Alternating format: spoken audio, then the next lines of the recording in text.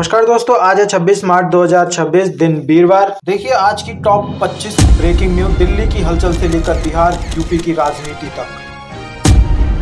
बड़ी खबर, आंध्र प्रदेश के मकरापुरम जिले में रायवरम के पास गुरुवार को एक सड़क हादसा हुआ। एक प्राइवेट ट्रैवल बस और डंपर में टक्कर हो गई। टक्कर लगते ही बस में आग लग गई। बस में सवार थे 13 यात्री जो कि जिंदा जल गए। हादसा सुबह 6 बजे के करीब हुआ। डंपर ड्राइवर समेत 22 घायलों को अस्पताल में भर्ती कराया गया। बस में 35 यात्री सवार थे।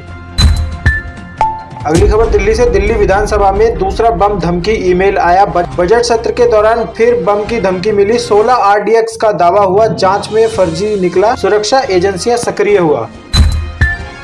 घर के पास PNG पाइपलाइन है तो कनेक्शन लेना ही होगा। कंपनी 3 महीने का नोटिस देगी। कनेक्शन नहीं लिया तो LPG सप्लाई बंद होगी। अगर आपके घर के पास गैस पाइपलाइन आ गई है और आपने PNG कनेक्शन नहीं लिया है तो अगले 3 महीने में आपके घर आने वाला LPG सिलेंडर भी बंद कर दिया जाएगा। मिडिल ईस्ट में जारी युद्ध और गैस की किल्लत को देखते हुए केंद्र सरकार ने नेचुरल गैस और पेट्रोलियम प्रोडक्शन डिस्ट्रीब्यूशन ऑर्डर 2026 लागू किया है। वहीं दिल्ली के करोल बाग में बस दुर्घटना हुई। जयपुर से दिल्ली आ रही स्लीपर बस करोल बाग में पलट गई। 2 की मौत हुई, 13 लोग घायल हुए। चालक पर केस दर्ज। वहीं बंगाल में चुनावी रामनवमी पर हिंदुओं की हत्या हुई। मुद्दा बीजेपी हिंदू संगठन 5 दिन जुलूस निकालेंगे। TMC भी तैयार, बोली राम सबके हैं। वहीं दिल्ली में हल्की बारिश और तेज हवाओं का अलर्ट जारी हुआ। IMD ने अगले 2 दिन के लिए बारिश आंधी का पूर्वानुमान, तापमान में गिरावट की संभावना।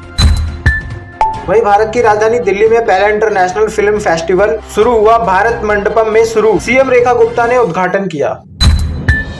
वहीं इंदौर में गुस्से में दौड़ाई कार, इन्फोसिस इंजीनियर की हुई मौत। पेंट हाउस किराए पर देने को लेकर आरोपी पिता पुत्र का रहवासियों से हुआ था झगड़ा।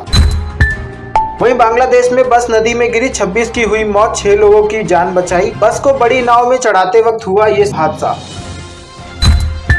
वहीं दिल्ली के उत्तम नगर में पसरा सन्नाटा, चेहरे पर खामोशी। रामनवमी पर ईदगाह रोड से वाल्मीकि मंदिर तक कड़ा पहरा। दिल्ली के उत्तम नगर इलाके में रामनवमी के अवसर पर सुरक्षा के लिए करीब 650 पुलिसकर्मी तैनात किए गए। वहीं यूपी के मुजफ्फरनगर में पुरानी दुश्मनी में गोली मारकर युवक की हत्या कर दी गई। शाहदा बांगर गांव में अक्षय नामक 26 वर्षीय युवक को 3 आरोपियों ने गोली मारी। पुलिस जांच में जुटी है। वहीं यूपी के कानपुर में मेट्रो प्रोजेक्ट तेज हुआ। CM योगी की बैठक में हवा है, मार्च 2027 तक दोनों कॉरिडोर शुरू होंगे। विकास कार्यों पर जोर दिया। वहीं यूपी के वाराणसी में PNG कनेक्शन का विस्तार तेज हुआ। रोजाना 130 घरों में LPG से PNG में बदलाव हुआ। काशी के रसोई घरों को स्वच्छ ईंधन उपलब्ध कराने का प्लान।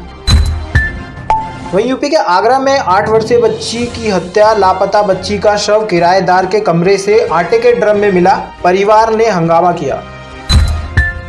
वहीं बिहार के CM नीतीश कुमार की समृद्धि यात्रा का आज आखिरी दिन। CM नीतीश कुमार पटना में यात्रा का समापन करेंगे। पटना वासियों को 1056 करोड़ की विकास योजनाओं की सौगात देंगे। वहीं भारत की राजधानी दिल्ली के दयालपुर में 16 साल के लड़के की चाकू मारकर हत्या कर दी गई। 3 नाबालिग पकड़े गए। वहीं बिहार के छपरा में शराबी पति पत्नी ने 3 मंजिला मकान से छलांग लगाई। पति की हुई मौत, पत्नी गंभीर रूप से घायल। घरेलू विवाद का मामला।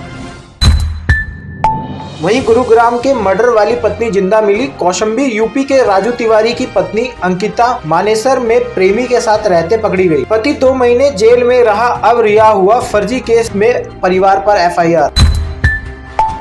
वहीं हरियाणा के पंचकुला में MC फिक्स्ड डिपॉजिट घोटाला। कोटक महिंद्रा बैंक में करीब 150 से 160 करोड़ रुपए की FD में गड़बड़ी का खुलासा। 58 करोड़ की मैच्योर FD गायब। बैंक ने FIR दर्ज कराई। सतर्कता ब्यूरो जांच में जुटी। CBSE बोर्ड परीक्षाएं प्रभावित, PM नरेंद्र मोदी ने लोकसभा में बताया। संघर्ष प्रभावित देशों में CBSE कक्षा 10वीं और 12वीं की परीक्षाएं रद्द होगी। वहीं भारत के प्रधानमंत्री नरेंद्र मोदी ने अमेरिका राष्ट्रपति डोनाल्ड ट्रंप से फोन पर बात की और तनाव कम करने को कहा तथा होर्मुज स्ट्रेट खुला रखने पर जोर दिया। भारत ने शांति की अपील की। सरकार बोली 35 दिन बाद गैस बुकिंग की बात झूठी। डिलीवरी के 25 दिन बाद ही दूसरा सिलेंडर बुक होगा। नियमों में कोई बदलाव नहीं।